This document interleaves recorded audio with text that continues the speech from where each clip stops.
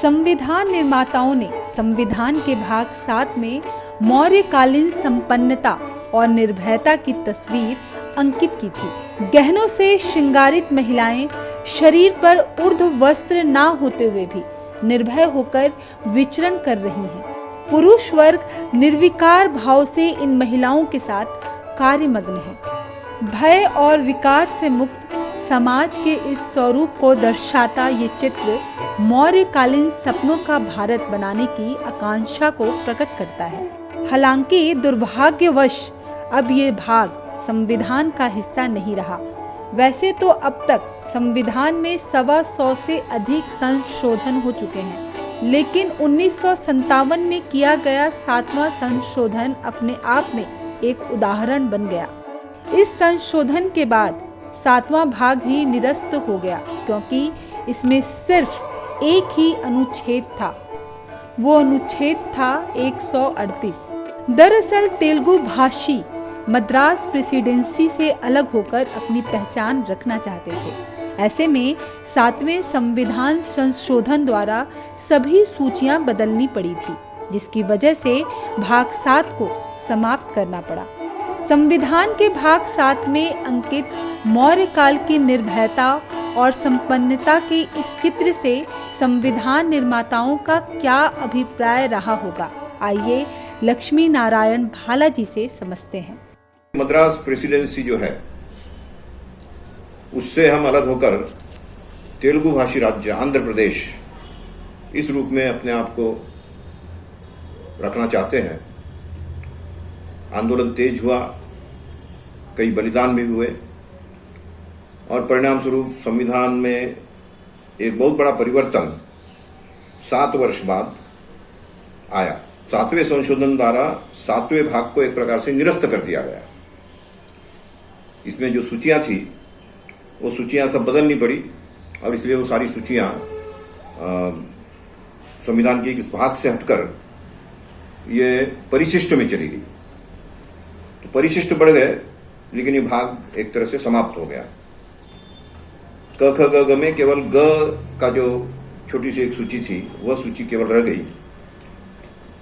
तो भले ही ये भाग 7 समाप्त हो गया हो या अप्रासंगिक हो गया हो, लेकिन इस पर जो चित्र था वो बहुत ही अर्थपूर्ण था, क्योंकि राज्यों की सूची होने के कारण नंदलाल बोस ने यह सोचा कि राज्यों के माध्यम से ही तो देश को संपन्नता मिलेगी और यह संपन्नता और निर्भयता, इस प्रकार का जीवन अगर हर राज्य स्थापित कर सके तो जो मौर्य काल के समय भारत का जो स्थान था, स्वर्ण काल जिसको कहा जाता है, जिस समय भारत को सोने की चिड़िया कहा जाता था, जिस समय किसी के घर जाए और पानी मांगे तो उनको दूध पिलाया जाता था और उसके कारण ये कहा जाने लगा था कि भारत में तो दूध की नदियां बहती है।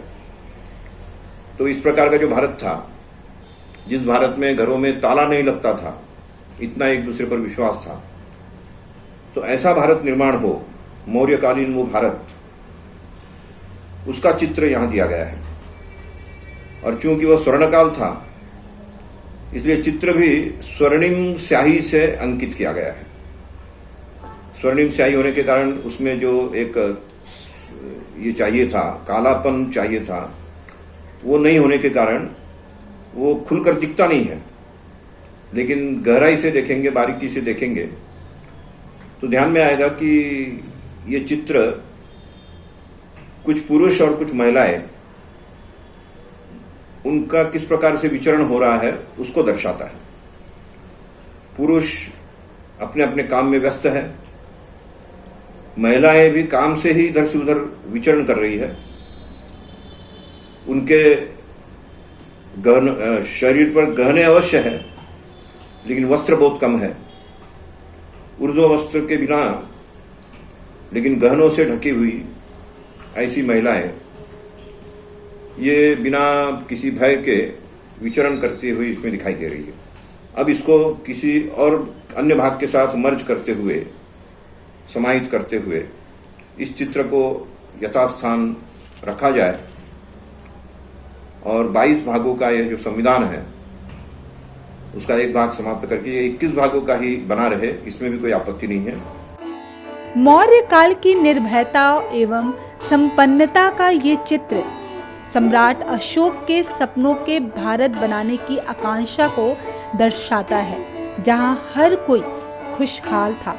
अगले वीडियो में देखेंगे आखिर भाग 8 में संविधान निर्माताओं ने कुबेर को हनुमान की तरह छलांग लगाते हुए तस्वीर क्यों अंकित की।